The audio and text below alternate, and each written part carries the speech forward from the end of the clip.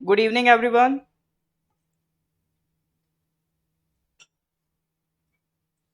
Good evening, everyone.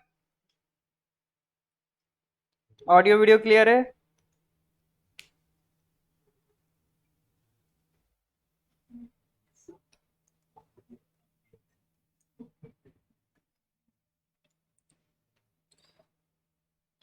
हाँ जी sir. Thank you जी। Thank you, thank you.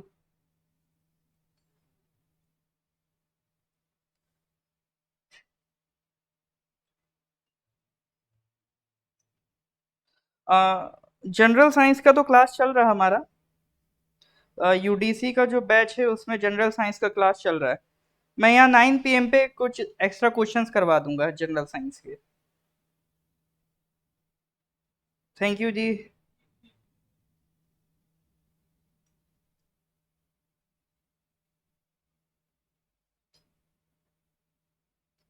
All right sir. तो जुलाई का अपना सेशन चल रहा था। जुलाई के मुश्किल से इसके बाद 1 to 2 क्लासेस और लगेंगे। जुलाई कंप्लीट हो जाएगा। जुलाई के बाद फिर हम अगस्त का स्टार्ट कर देंगे करंट अफेयर्स। आज तो करंट अफेयर्स का क्लास ले रहे हैं, कल मैं अरुणाचल जीके पढ़ाऊंगा, ठीक है? तो कल अरुणाचल जीके का क्लास होगा।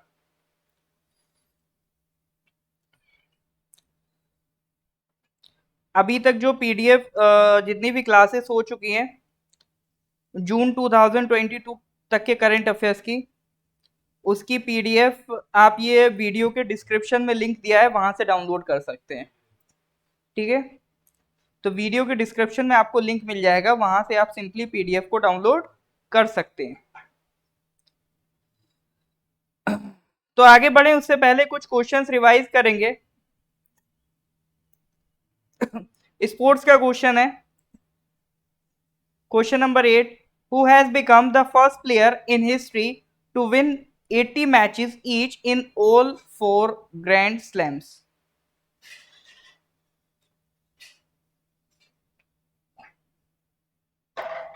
आर के जी, अरुणाचल जी के मैं कई बार पढ़ा चुका हूं। जब भी कोई एग्जाम आता है उससे पहले एक बार मैं अरुणाचल जी के करवा देता हूँ। सवाल कम ही देखने को मिलता है अरुणाचल जी के आज के टाइम में, तो इसलिए इतना इंपॉर्टेंस अब नहीं देते हैं। पिछली बार भी बहुत सिंपल से सवाल आए थे। वो भी आपके मेघालय से पूछ लिया था, मेघालय का उन्होंने स्टेट फ्लावर पूछ लिया था। तो भैया यहाँ तो करेक्ट आंसर नोवाक जोकोविक है, ठीक है? इस क्वेश्चन का आंसर दीजिए। Commonwealth Games 2022 will be held in Birmingham, England. The Commonwealth Games 2026 will be held at which of the following places? Ahmedabad, Victoria, Gold Coast या Gujarat? Commonwealth Games 2022 will be held in Birmingham. The Commonwealth Games 2026 will be held at which of the following places?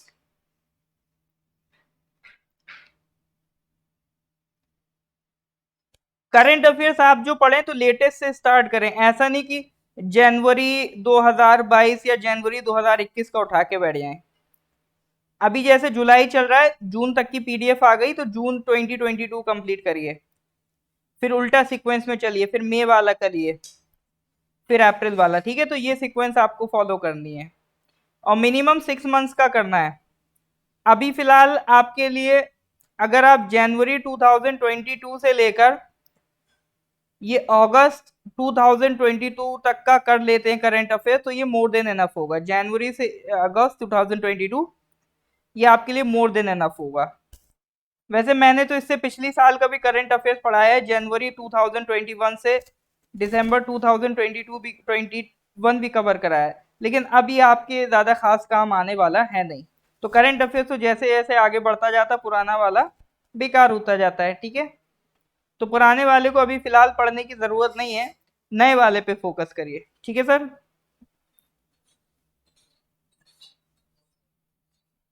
Thank you Nikita ji. Error not found, ये कर जी, आप मेरे को message कर देना अगर किसी को दिक्कत हो रहा हो, तो मेरे को व्हाट्सएप कर दीजिएगा अगर लिंक पे अगर किसी को दिक्कत हो रहा है, ठीक है?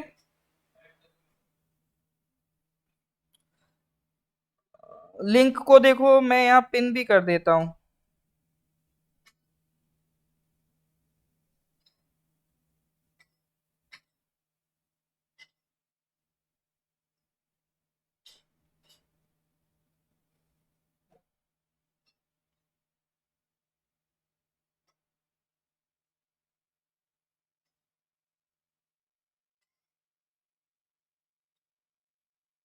चलो अभी ना मैं देखता हूँ अभी लिंक का क्या प्रॉब्लम है। इसका आंसर क्या था? बी। हाँ जी, correct answer is Victoria, Australia. इसका आंसर दीजिए question number 63। Recently an experiment named LUX ZEPLIN has been used to detect which of the following in the universe. ये यूएसए का मिशन है, एक्सपेरिमेंट लक्स जैपलिन। तो ये क्या detect करने के लिए कर रहे हैं? पीडीएफ का लिंक एरर बता रहा है ना, मैं उसको चेक कर लेता हूँ एक बार। इसका आंसर दीजिए आप लोग तब तक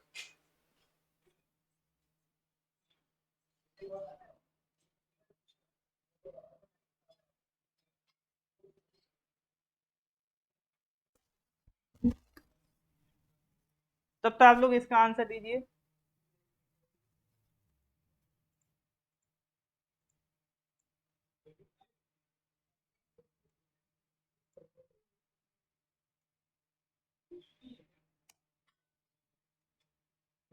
ये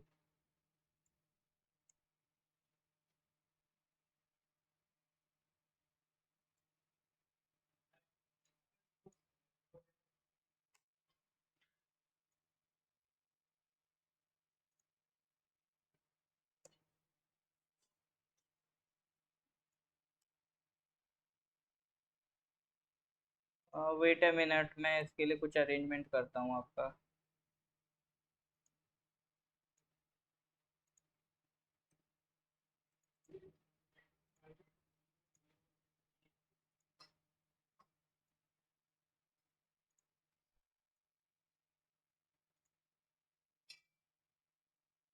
तब तक इसका आंसर दीजिए, क्या आंसर होगा इस क्वेश्चन का?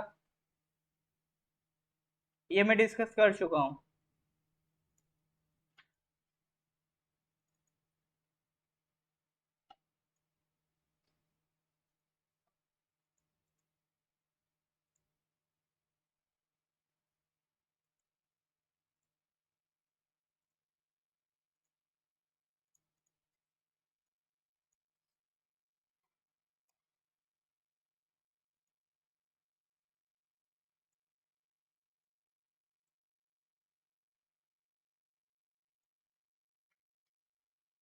ऑलराइट, मैंने अपडेट कर दिया है लिंक को। ठीक है, लिंक अपडेट कर दिया, एक बार फिर से चेक कर लीजिएगा। चलो जी वापस आते हैं, तो इसका करेक्ट आंसर है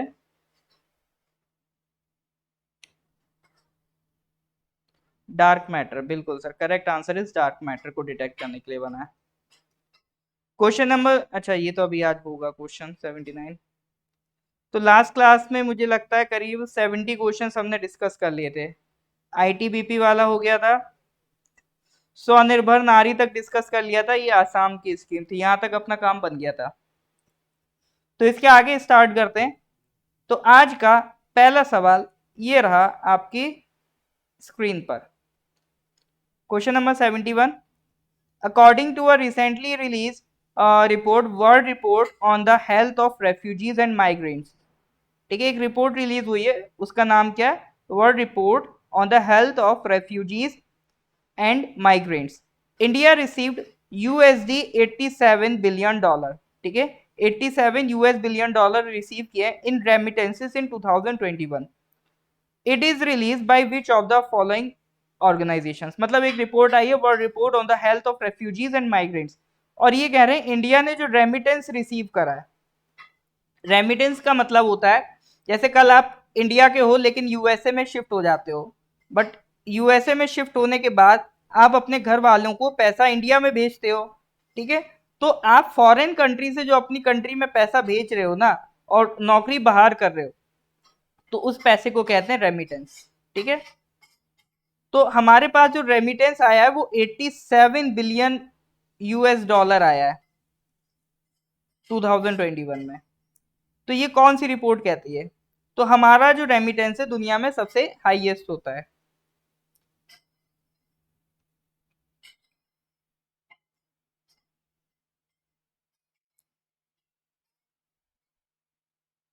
हाँ जी। Well correct answer is WHO। ठीक है। वर्ल्ड रिपोर्ट देखो, सीधी सी वर्ड पकड़ो, हेल्थ की बात कर रहा है, रेफ्यूजीज एंड माइग्रेंट्स की हेल्थ की बात कर रहा है। तो हेल्थ की बात कौन करता है सर? WHO करता है। तो ये रिपोर्ट किसने रिलीज करी है? WHO ने रिपोर्ट रिलीज करी। ठीक है। ऐसे क्वेश्चंस आते रहते हैं, जैसे पूछ लेगा ग्लोबल जेंडर गैप इंडेक्स वाली रिपोर्ट कौन बनाता है, तो पता होना चाहिए, वर्ल्ड इकोनॉमिक फोरम बनाता है। ठीक है। फॉर एग्जाम्पल पूछ लेगा ह्यूमन डेवलपमेंट इंडेक्स की रिपोर्ट कौन बनाता है? UNDP बनाता है। तो कुछ इंपॉर्टेंट इंपॉर्टेंट रिपोर्ट्स हैं जो आपके एग्जाम्स में आती रहती हैं, तो उनके नाम आपको पता होने चाहिए।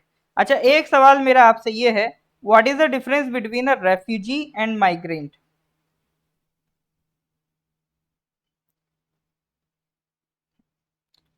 What is the difference between a refugee and migrant? Can anyone explain the difference?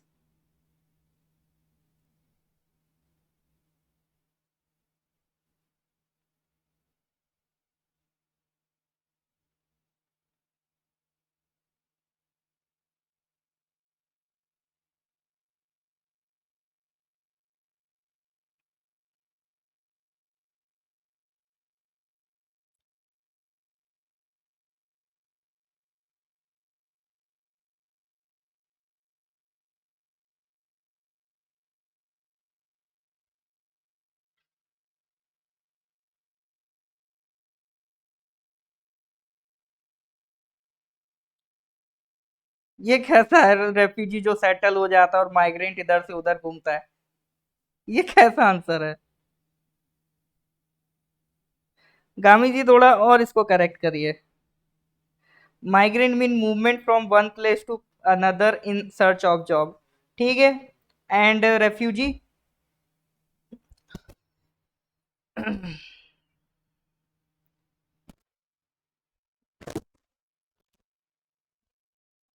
देखो, रेफ्यूजी वो होते हैं, जैसे मान लो वो अपनी कंट्री में किसी कॉन्फ्लिक्ट का शिकार थे,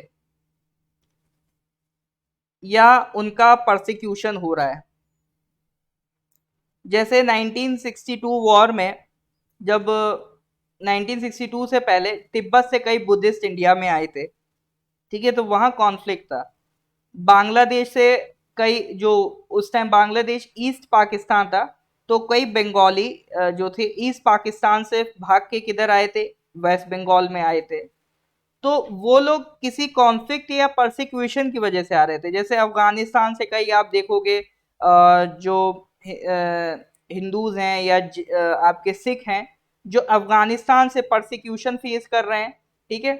माइनॉरिटीज पे वहां अटैक हो रहे हैं, तो वो फेस करते हुए वो इंडिया में एंटर कर रहे हैं।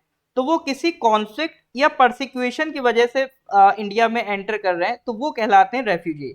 यानी उनको जबरदस्ती फोर्स किया जा रहा है, और वो फोर्स ऐसा है कि अगर वो नहीं निकलेंगे तो उनकी लाइफ को खतरा है। ठीक है। तो जहां पे जान के खतरे की बात की वजह से अगर कोई अपना घर छोड़ रहा है, वो दूसरे कंट्री में आ रहा है, तो वो कहलाता है रेफ्यूजी। माइग्रेंट वो पर्सन होता है जो बाहर निकलता है in search for a better living. जैसे कोई इंडिया में रह रहा है, कल वो सोचे कि अगर हम कनाडा सेटल हो जाएं या USA सेटल हो जाएं तो हम अच्छा अर्न कर लेंगे। ठीक है। तो वो USA चला जाता है। या फिर कोई रूरल एरिया में रह रहा है, ठीक है, वो अर्बन एरिया में आ जाता है ये सोचता हुआ कि मेरी इनकम और लिविंग स्टैंडर्ड थोड़ा सा इंप्रूव हो जाएगा, तो वो एक बेटर लिविंग स्टैंडर्ड की सर्च में एंटर कर रहा है, तो वो कहलाता है आपका माइग्रेंट। तो ये बेसिक डिफरेंस याद रखना बिटवीन रेफ्यूजी एंड माइग्रेंट। ठीक है सर, इज दैट क्लियर और नॉट? असाइलम सीकर भी अलग चीज होती है। असाइलम सीकर आप तब भी हो सकते हैं कि मान लो आप क्या कहते हैं, किसी कंट्री में कुछ आप इन्फ्लुएंशियल पर्सन है, ठीक है, बट वहां पर आपको लोग फोर्स करना चाहते हैं, आपको वहां पे जान का खतरा है, ठीक है, तो फिर वो असाइलम सीकर कैटेगरी में आ जाएगा। तो ये बेसिक डिफरेंस था between refugee and migrant. Is that clear और नॉट? अगर क्लियर है तो please give me a thumbs up. Refugee card, what is this?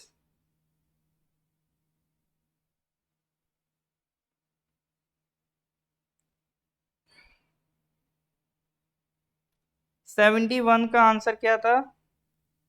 71 ही तो अभी डिस्कस हो रहा था, इसका आंसर था WHO, ठीक है, वर्ल्ड हेल्थ ऑर्गेनाइजेशन। चलो जी, फिर नेक्स्ट क्वेश्चन पे आते हैं। Question number 72। Recently, which of the following states secured the first rank in the नीति आयोग's third edition of the India Innovation Index? तो सबसे पहला पॉइंट तो ये ध्यान रखना है कि इंडिया इनोवेशन इंडेक्स ये कौन रिलीज करता है? नीति आयोग रिलीज करता है, ठीक है, इंडिया इनोवेशन इंडेक्स। तो इसका जो थर्ड एडिशन था इंडिया इनोवेशन इंडेक्स का, तो किस स्टेट ने फर्स्ट रैंक सिक्योर करी? विच of the following state secured the first rank in the NITI Aayog third edition of the India Innovation Index? हाँ जी सर, करेक्ट आंसर बताइए। कर्नाटका, तेलंगाना, हरियाणा, महाराष्ट्र।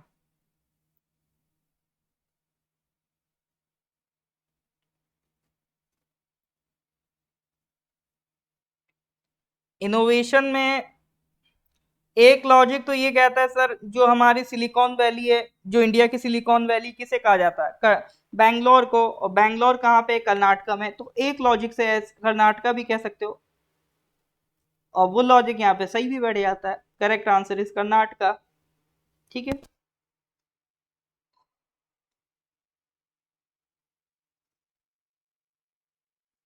तो एक बार पढ़ लेते हैं कि जो रिपोर्ट आई है इनोवेशन इंडेक्स वाली, इसके हाइलाइट्स क्या है। तो इसका जो टॉप किया है वो कर्नाटका ने किया है, फिर सेकंड नंबर पे तेलंगाना है, देन हरियाणा है in the terms of innovation. Karnataka की सक्सेस का रीजन क्या है? वहां पर एफडीआई ज्यादा आया है, ठीक है, काफी वेंचर कैपिटल, यानी वहां पर जो नए नए स्टार्टअप्स हैं वहां पर भी कंपनीज ने इन्वेस्ट किया है। और जो बॉटम में रहने वाले स्टेट्स हैं वो हैं बिहार, उड़ीसा और छत्तीसगढ़। छत्तीसगढ़ का लास्ट रैंक था 10.97 स्कोर के पास, कर्नाटका का हाईएस्ट था 18.05 स्कोर के साथ। हिली और नॉर्थ ईस्ट एरिया में अगर हम बात करें तो नंबर 1 पे अगर आप बात करोगे तो मणिपुर है, ठीक है। हिली एरियाज में इनोवेशन में सबसे आगे कौन है? Manipur, then Uttarakhand, then Meghalaya. Uttarakhand and Meghalaya.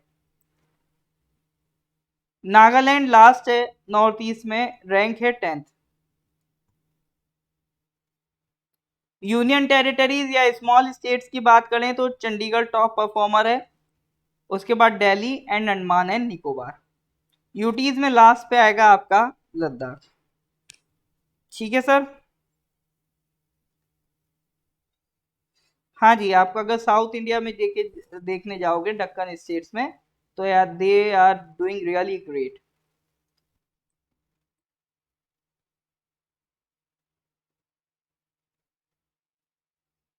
अभी क्वेश्चन नंबर 73। अब आपको पता ही है कि Shrimati Draupadi Murmu ji has been elected as the 15th president of India. अच्छा, ये भी क्वेश्चन बन जाता है कि अभी जो नई प्रेसिडेंट बनी है श्रीमती द्रौपदी मुर्मू जी, वो कौन से नंबर की प्रेसिडेंट है? जैसे रामनाथ कोविंद के टाइम पे बनता था कि वो कौन से प्रेसिडेंट है, थर्ड, फोर्थ, 14th। तो रामनाथ कोविंद थे 14th प्रेसिडेंट ऑफ इंडिया, इसीलिए जो द्रौपदी मुर्मू जी हैं वो हैं हमारा 15th president of India and second women president of India and first tribal president of India, ठीक है। तो वो चूंकि ट्राइबल कम्युनिटी से बिलोंग करती हैं, तो सवाल है कि वो कौन सी ट्राइबल कम्युनिटी से बिलोंग करती हैं, बताइए sir. B answer Santhal tribe. ये मैं चाहता हूँ सब लोग अटेम्प्ट करें, इस ये आंसर आपको पता होना चाहिए, अभी काफी न्यूज में थी उनके बारे में चीजें, तो ये तो सर आपको पता होना चाहिए।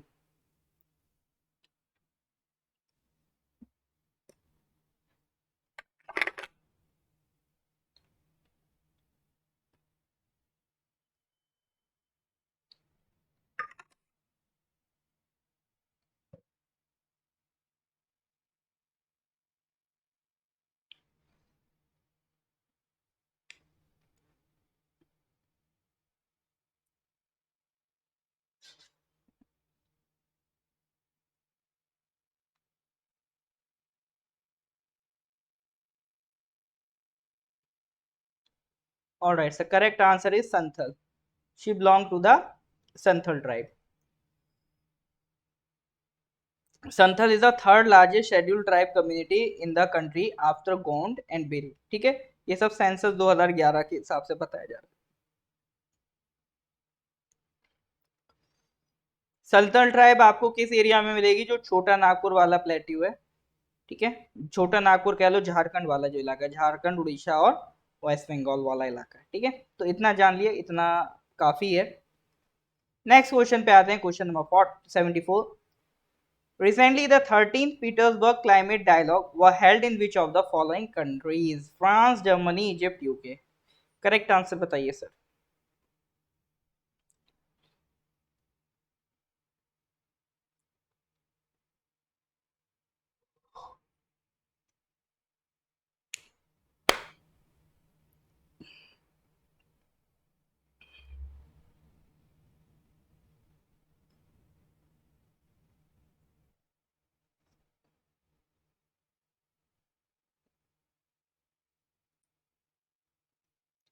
तो 13 पीटर्सबर्ग डायलॉग, क्लाइमेट डायलॉग किस कंट्री में हुआ था?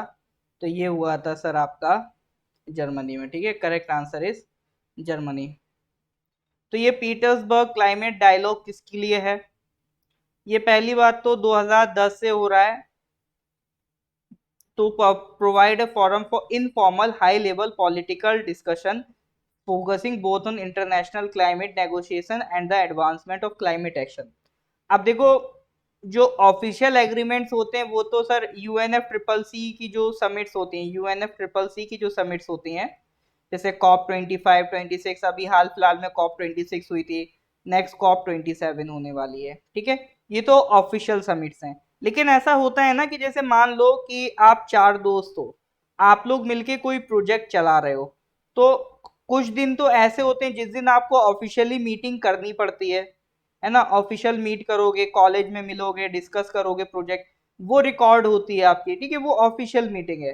लेकिन कई बार ऐसा होता है ना कि ऑफिशियल मीटिंग के लिए भी आप कुछ प्रिपरेशन पहले से करना चाहते हो कि कल रिप्रेजेंटेशन देनी है तो हम क्या डिस्कस करेंगे.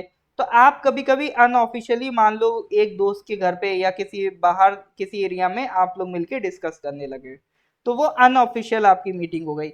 इसी तरह से जो कॉप 26, कॉप 27, इनके लिए प्रिपरेशन करनी होती है. ठीक है, ये फॉर्मल मीटिंग्स हैं, इसमें आपको रिजल्ट दिखाना होता है. तो इससे पहले जो कंट्रीज हैं वो एक बार यहाँ आके मिल लेती हैं पीटर्सबर्ग क्लाइमेट डायलॉग में, और डिस्कस कर लेते हैं, और भाई तुम्हारा कैसा चल रहा है, तुम क्या कर रहे हो, तुम क्या कर रहे हो, अरे भाई कॉप 26 में ये कर पाया, अब कॉप 27 में देखो क्या करते हैं. ठीक है, तो ये सारी जो चीजें डिस्कस करनी होती हैं, ये सब आपका पीटर्सबर्ग क्लाइमेट डायलॉग में होती है. तो इसीलिए लिखा है it provides a forum for informal high level political discussion. तो ये रिलेटेड किससे? क्लाइमेट से रिलेटेड है. ठीक है,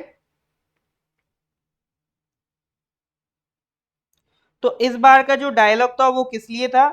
it was crucial because of the efforts to contain corona virus as well as countries preparing to move into the implementation phase of the Paris agreement 2015. ठीक है sir.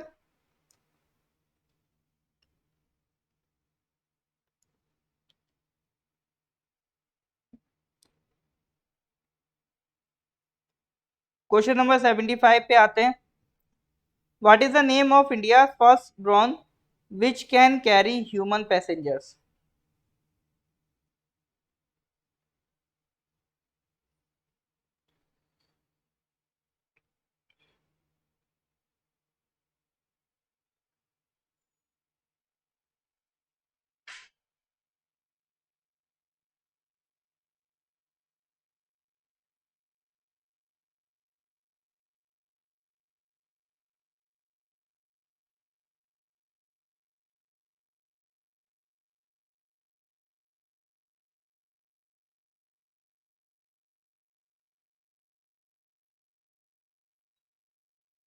हाँ जी sir, what is the name of India first drone which can carry human passengers?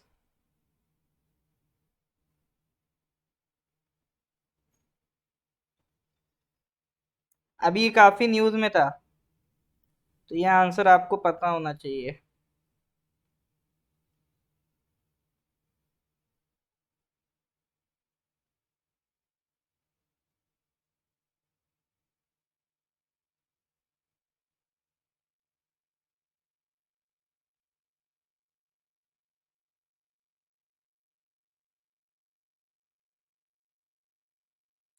हाँ जी sir. Well, correct answer is Varuna. ठीक है। तो अभी इंडिया का पहला पैसेंजर ड्रोन जो हमने बनाया उसका नाम क्या है? वरुणा। इसको ध्यान रखिएगा। नेक्स्ट क्वेश्चन पे आते हैं, question number 76। Recently Indian origin professor Kaushik Rajashekhar has won the Global Energy Prize 2022. It is given by which of the following countries? USA, Canada, Russia, Germany. Recently, Indian origin professor Kaushik Rajshekhar has won the Global Energy Prize 2022. It is given by which of the following countries? USA, Canada, Russia, Germany.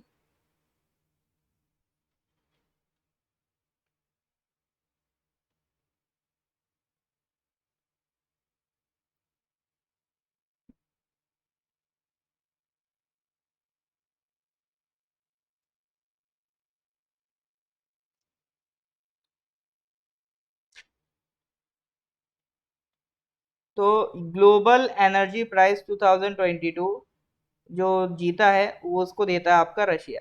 अरे हर जगह Russia USA नहीं होता है, ठीक है। हर जगह नहीं है सर यूएसए, ठीक है। तो correct answer is C, C for Russia. तो पूरी दुनिया में इस साल सिर्फ 3 लोगों को सिलेक्ट कराया गया है इस ऑनर के लिए, ठीक है। ये ग्लोबल एनर्जी प्राइज कौन देता है? ग्लोबल एनर्जी एसोसिएशन देती है, ठीक है। 119 नॉमिनेशंस आए थे फ्रॉम 43 कंट्रीज। तो Rajashekhar is joined as a 2022 laureate by Victor Orlov, chief specialist of the centre for innovation technologies Rosatom in Russia and pioneer in thermonuclear physics, ठीक है। तो ये सब अपने काम का नहीं है, अपने काम का क्या? प्राइज का नाम क्या? Global energy prize. किसको मिला है? कौशिक राजशेखर को मिला है। किस कंट्री ने दिया है? रशिया कंट्री से मिला है, ठीक है। तो ये 3 बातें अपने मतलब की हैं। तुक्का डालने में बिल्कुल प्रॉब्लम होती है, लेकिन इसी तरह से आपकी प्रैक्टिस बनती है, क्योंकि देखो क्वेश्चन एग्जाम में ये सोच के थोड़ी ना आएगा कि मैं फैक्चुअल हूँ कि नॉन फैक्चुअल हूँ। वो तो सर आ जाएगा, और फैक्चुअल आने की चांसेस ज्यादा होते हैं। तो अपने को क्या है? रेडी रहना है, ठीक है निकेता जी। रेडी रहना अपने को, तो टेंशन नहीं लेना है।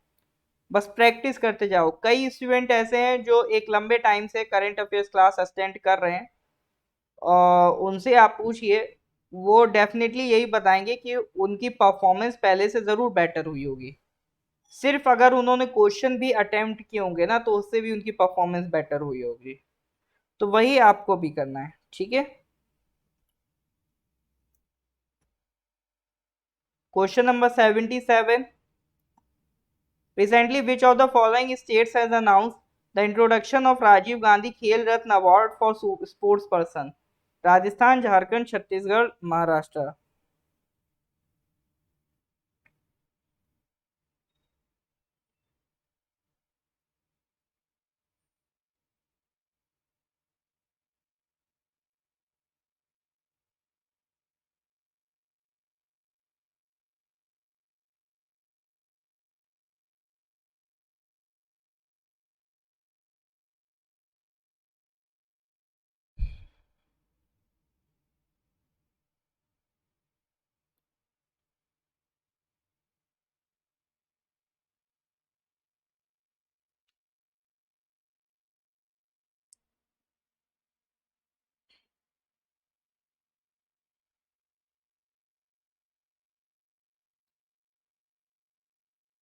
हाँ जी sir. Recently which of the following states has announce the introduction of Rajiv Gandhi Khel Ratna award for sports person?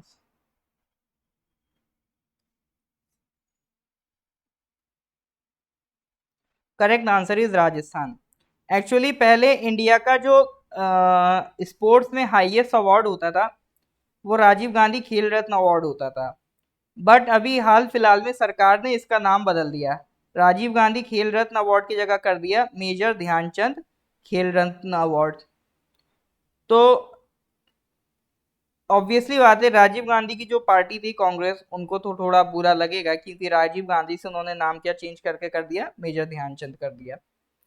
तो इसी वजह से राजस्थान सरकार ने क्या करा, उन्होंने भी राजीव गांधी के नाम से दूसरा अवार्ड स्टार्ट करा है। महाराष्ट्र ने भी करा था इनोवेशन की फील्ड में, आईटी सेक्टर में महाराष्ट्र ने राजीव गांधी के नाम से अवार्ड शुरू करा था। तो अब राजस्थान ने भी राजीव गांधी के नाम से नया खेल रत्न अवार्ड शुरू कर दिया है। ठीक है, तो correct answer is Rajasthan. Question number 78। Recently, two African countries, Gabon and Togo, were admitted to the Commonwealth of Nations at the 2022 Commonwealth Heads of Government meeting in Kigali. Kigali कहाँ पर है? रुआंडा। किगाली एग्रीमेंट, इसी बात पे आज जाके घर पे होमवर्क है, किगाली एग्रीमेंट के बारे में पढ़िएगा, क्या था किगाली एग्रीमेंट। ठीक है,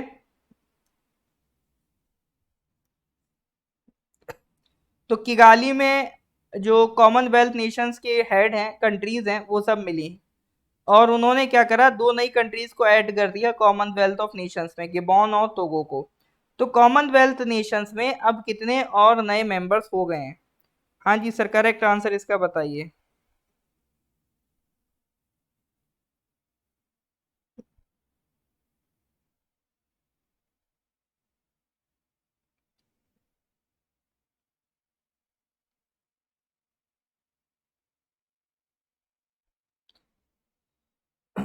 पहले 54 होते थे, अब ये दोनों चूंकि ऐड हो जाएंगे तो अब हो जाएंगे 56 मेंबर्स। ठीक है, तो अब कितने मेंबर्स हो गए? 56।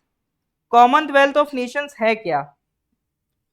तो ये 54 नहीं, अब ये 56 हो गया। ठीक है, तो ये एक लूज एसोसिएशन है जिसमें मोस्टली जो है, देखो सब के सब यूके की कॉलोनीज नहीं थी, बट मोस्ट ऑफ जो कंट्रीज हैं वो यूके की कॉलोनी है। तो यूके का पहले जहां जहां पर अपना वर्चस्व रहता था, कॉलोनाइज करते थे, फिर वहां जब उस कंट्री को छोड़ते थे तो कहते थे अच्छा ऐसा है, अब हम चलते तो जा रहे हैं बट एक ग्रुप बना लेते हैं हम लोग, कभी मिलना जुलना हुआ, अपना एक रिलेशन रहा है तो वो रिलेशन तो नहीं भुला सकते, कुछ भी रहा हो। ठीक है, तो उसकी हेड है क्वीन एलिजाबेथ, उनको हेड ऑफ द कॉमनवेल्थ का टाइटल दिया गया है। हालांकि इस उनके इस टाइटल में बस वो कॉमनवेल्थ की हेड हैं, उनके पास कोई पॉलिटिकल पावर नहीं है। इसको लोग भी काफी क्रिटिसाइज करते हैं कि इंडिया चूंकि कॉमनवेल्थ नेशन का मेंबर है और कॉमनवेल्थ नेशन की हेड क्वीन है, तो इंडिया किस हिसाब से इंडिपेंडेंट हो सकता है? तो बिल्कुल इंडिपेंडेंट है, क्योंकि क्वीन के कोई भी ऑर्डर हमको मानने की जरूरत नहीं पड़ती है। जब तक हम फैसले बिना किसी के दबाव में लेके कर पाएंगे तब तक हम इंडिपेंडेंट एंड सॉवरेन हैं। तो उनके पास चूंकि कोई पॉलिटिकल पावर नहीं है अपने मेंबर कंट्रीज के ऊपर, इसीलिए हम कैसे हैं, सॉवरेन कंट्री हैं। ठीक है, तो पहले इसका नाम होता था British Commonwealth of Nations, but 1950 में इसका नाम हो गया कॉमनवेल्थ ऑफ नेशंस।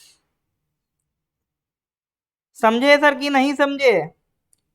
हाँ जी, यूके 56 कंट्री को लूट लिया।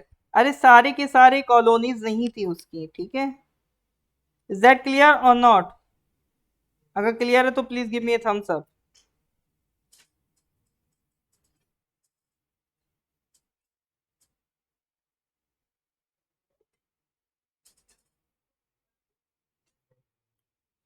हाँ जी, please give me a thumbs up.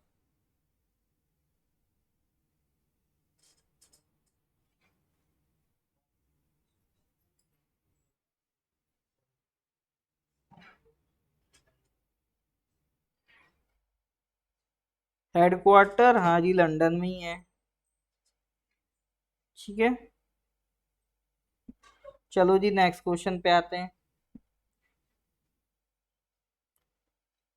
एक मिनट रुकिएगा, इसका आंसर दीजिए।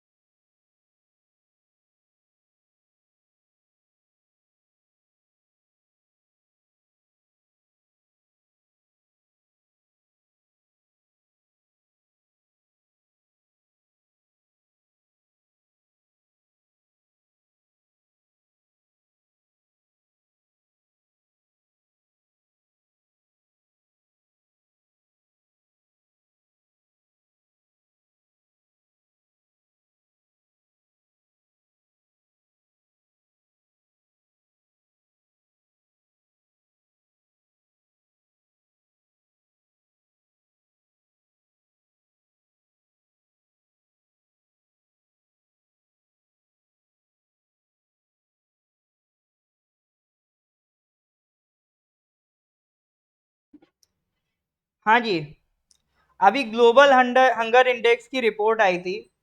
इंडिया ने अपनी रैंक को हालांकि रिजेक्ट कर दिया था, तो बट इस इंडेक्स ने रैंक कितनी दी? अब सवाल तो सर बनेगा ही बनेगा। तो करेक्ट आंसर इज 101। तो इसमें हमारी हंगर इंडेक्स में रैंक कितनी थी? 101। तो ये पब्लिश कौन करता है? Concern World Wide and wet hunger life. Concern World Wide and wet hunger life. तो इंडिया की रैंक हो गई है सर 101, काफी खराब हो गई है। ये लोग ग्लोबल हंगर इंडेक्स में चार चीजों को काउंट करते हैं। अंडर नरिशमेंट तो आप समझते हो कि उसके पास कैलोरिक इंटेक कम है, मतलब कैलोरीज जिसके पास कम हो। एक टर्म होता है चाइल्ड वेस्टिंग, चाइल्ड स्टंटिंग। चार टर्म है, चार चीजें देखते हैं। अंडर नरिशमेंट कितना है, चाइल्ड वेस्टिंग आपके यहाँ कितना है, चाइल्ड स्टंटिंग कितना है, चाइल्ड मोर्टेलिटी कितना है। ठीक है। मोर्टेलिटी काउंट होती है up to the age of 5। 5 साल तक के बच्चे जितने बर्थ ले रहे हैं उसमें से कितनों की डेथ हो रही है। ठीक है, तो उसका जो रेशियो वो बताता है आपका चाइल्ड मोर्टेलिटी। बट दो टर्म है, चाइल्ड वेस्टिंग और चाइल्ड स्टंटिंग, इसको जरूर समझ के रखना। देखो ऐसा होता है, कई लोग बच्चे आपने देखे होंगे कि उनकी हाइट तो बहुत ज्यादा है, हाइट बहुत ज्यादा है, लेकिन उनका वेट कम है। हाइट तो है उनके पास, बट उनका वेट कम है। तो क्या ऐसे बच्चे को आप फिट बोलोगे? यस और नो? ऐसा बच्चा हाइट तो बहुत है बट वेट बहुत कम है, दुबला पत्ता पतला सा लंबा सा लड़का है, तो ये बच्चा भी फिट नहीं होगा। तो इसकी हाइट बढ़ के वेस्ट हो रही है बस सर। हाइट क्या कर रहा है? ये वेस्ट कर रहा है, अपनी हेल्थ तो बना नहीं रहा है। तो इस कंडीशन को कहते हैं चाइल्ड वेस्टिंग। ठीक है, चाइल्ड वेस्टिंग बोले तो क्या हो गया, एक मिनट रुकिएगा बस, एक मिनट एक मिनट।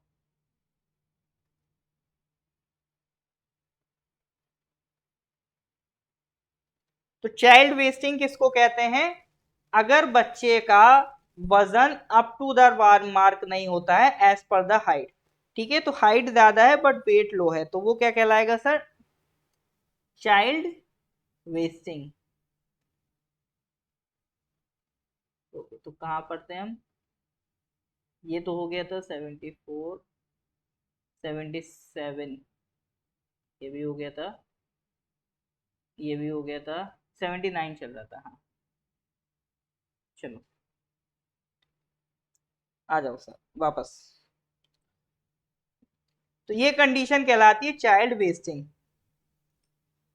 अब कई बार क्या होता है, कुछ बच्चे ऐसे भी होते हैं जिनकी एज तो हो जाती है बट हाइट नहीं हो पाती है। एज बढ़ते बढ़ते उनकी हाइट नहीं बढ़ पाती है। ठीक है, एज तो होती है उनकी, मान लो एज उनकी 25 होगी बट हाइट उनकी हो सकता है 15 ईयर के बच्चे जितनी हो। तो उस कंडीशन को कहते हैं child stunting. Share of children under age 5 who has low weight for their age. ठीक है, तो ये किसकी वजह से होता है? क्रोनिक अंडर न्यूट्रिशन की वजह से। और अगर वेट कम है फॉर द हाइट तो वो होता है एक्यूट अंडर न्यूट्रिशन। ठीक है, तो दो चीजें हैं, कंफ्यूज करेंगी बट रिवीजन करोगे तो सब आ जाएगा। अगर वेट कम है, हाइट ज्यादा है, तो ये कंडीशन क्या कहलाती है सर? वेस्टिंग। ठीक है, वेस्टिंग से याद रखना वेट। अब वेट हाइट हो गया, अब यहां पर क्या आ जाएगा? Height as. हाइट दो जगह आएगा, वेट हाइट, हाइट एज। अब ये कंडीशन कौन सी है? हाइट कम है, एज ज्यादा है। एज पर द एज अगर हाइट नहीं है तो वो क्या कहलाएगी? स्टंटिंग की कंडीशन। ठीक है, वो कहलाती है आपका स्टंटिंग की कंडीशन। हाँ जी सर, इज दैट क्लियर और नॉट? अगर क्लियर है, समझ में आ रहा है तो please give me thumbs up, अगर यहाँ तक सर जी समझ में आ रहा है तो। तो जो आपका ग्लोबल हंगर इंडेक्स है, ठीक है, जो भी स्कोर निकालता है उसमें चार चीजें काउंट करता है। Under nourishment, child wasting, child stunting and child mortality. क्योंकि देखो भैया, अब हर किसी से जाके तो पूछेंगे नहीं ना कि खाना मिल रहा है कि नहीं मिल रहा है।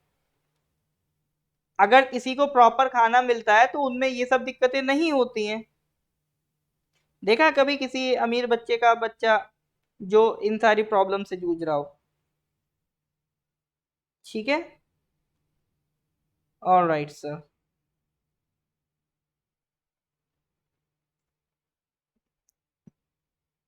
नेक्स्ट क्वेश्चन पे आते हैं, question number 80। Recently, Union Environment Ministry's Expert Appraisal Committee has approved the construction of Myanmar, Malaysia, India, Singapore transit submarine cable system। ठीक है। अंडरग्राउंड ऑप्टिकल केबल डाली जा रही है अपना, ये किसको कनेक्ट करेगी? म्यांमार, मलेशिया, इंडिया, सिंगापुर को। तो इंडिया में ये कौन से दो सिटीज को कनेक्ट करेगी? इंडिया में तो ये केबल डाली जा रही, बट इंडिया में कौन से दो सिटीज को कनेक्ट करेगी ये केबल?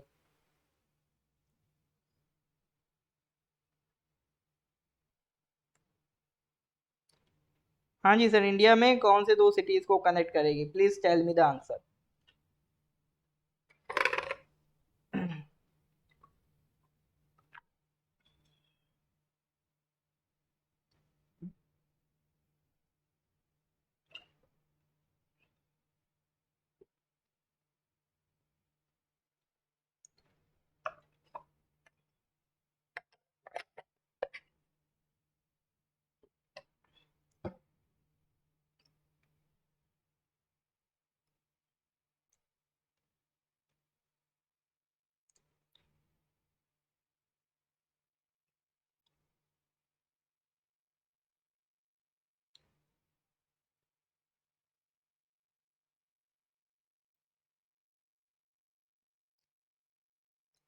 तो वो दो सिटीज हैं सर, मुंबई चेन्नई। बी तुक्का गलत हो गया, मुंबई चेन्नई को कनेक्ट कर रहा है। इस तरह से केबल जाएगी, ठीक है। ये मुंबई चेन्नई कनेक्ट हो गए, फिर ये आपका इधर से म्यांमार कनेक्ट हो गया, फिर एक ये थाईलैंड को भी ले लिया, मलेशिया को भी ले लिया और सिंगापुर तक, ठीक है। तो इस तरह से केबल जा रही है। तो चूंकि देखो मुंबई और चेन्नई ये कोस्टल एरिया है, ठीक है। और कोस्टल एरिया में अगर कोई भी काम होता है, कोस्टल एरिया में कोई भी काम होता है, तो उसके लिए अलग से रूल्स एंड रेगुलेशंस है, उसको कहते हैं कोस्टल रेगुलेशन जोन्स। कभी आराम से इसके बारे में पढ़ेंगे, एक बार ऐसा समझा दूंगा। कोस्टल रेगुलेशन जोन्स, कई बार क्या होता है लोगों को ऐसे वर्ड सुनते ही डर लगने लगता है, तो ये सारा आपका डर खत्म हो जाएगा। सीआरजी, कोस्टल रेगुलेशन जोन, ठीक है। तो वहां पर आपको ये पूरा ऑप्टिकल फाइबर केबल सिस्टम बैठाना था, तो इसके लिए आपको क्लियरेंस लेना पड़ता है, ठीक है। क्लियरेंस आपको लेना पड़ता है किससे? अगर देखो छोटा प्रोजेक्ट है, ठीक है, डिपेंड करता है। अगर इन्वायरमेंट में कैटेगरीज है कोस्टल रेगुलेशन जोन में, तो अगर छोटी कैटेगरी मतलब ऐसी कैटेगरी है जिसमें इन्वायरमेंट को नुकसान कम होगा, तो स्टेट गवर्नमेंट भी अप्रूवल दे सकती है। और ऐसा प्रोजेक्ट है जिसमें इन्वायरमेंट को नुकसान का खतरा ज्यादा है, तो ये approval ministry of environment, forest and climate change के पास चला जाता है, ठीक है। तो वो लोग क्या करवाते हैं आपका इसका इम्पैक्ट असेसमेंट, जिसको कहते हैं एनवायरमेंट इम्पैक्ट असेसमेंट।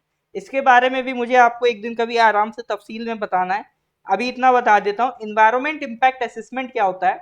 मान लो कोई भी प्रोजेक्ट आया, अब आपको ये चेक करना है कि इन्वायरमेंट को कितना नुकसान पहुंचाएगा, इन्वायरमेंट को कितना इम्पैक्ट करेगा, तो उसका जो असेसमेंट होता है ये कहलाता है environment impact assessment.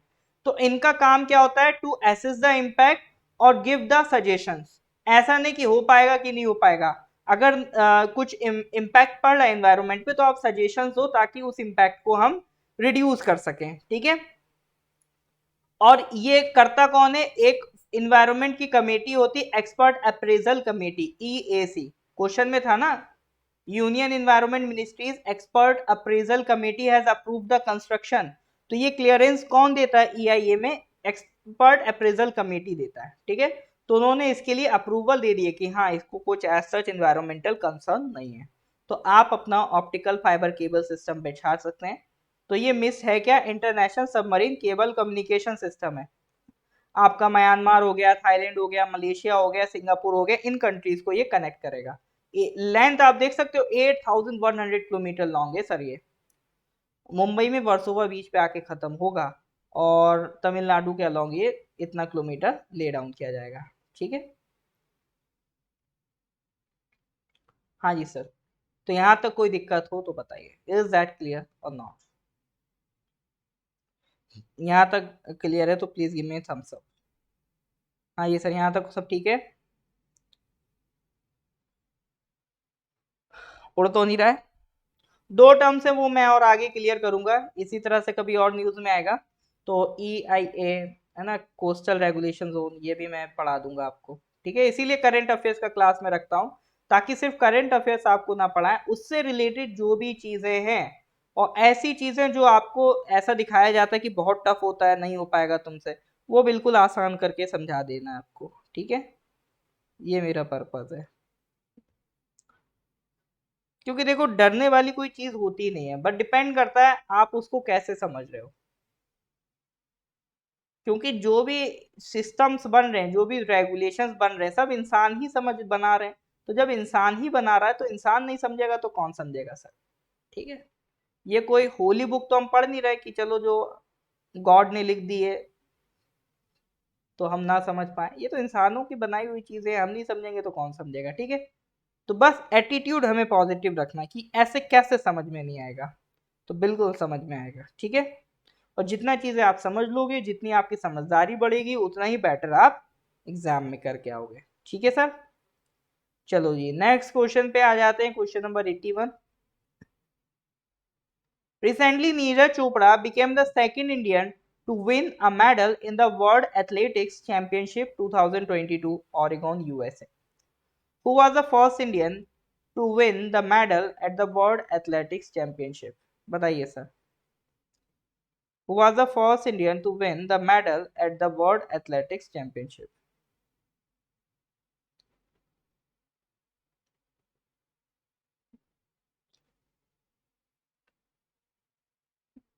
Recently, Neeraj Chopra became the second Indian to win a medal in the World Athletics Championship 2022. Who was the first Indian to win the medal at the world athletics championship? तो अभी हाल फिलहाल में किसने जीता है medal? Neeraj Chopra ने। But पहले Indian कौन थे जिन्होंने ये मेडल जीता था एथलीट्स में? तो एथलीट्स में जो थे, नहीं मिल्खा सिंह तो नो डाउट बेहतरीन थे, बट और भी एथलीट्स रहे हैं, तो उनमें correct answer is AB George, Anju Bobby George, AB George. वो पहले इंडियन थे, ठीक है, जिन्होंने ये अवार्ड जीता था।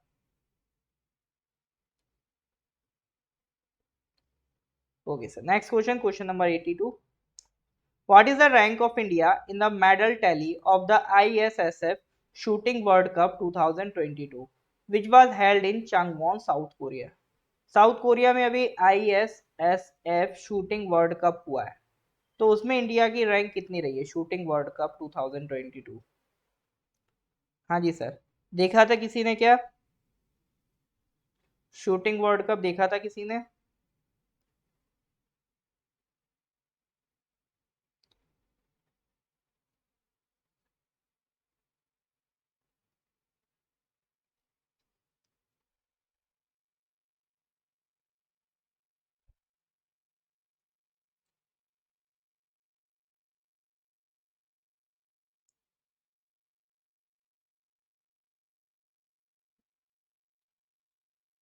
हाँ जी sir, correct answer is first.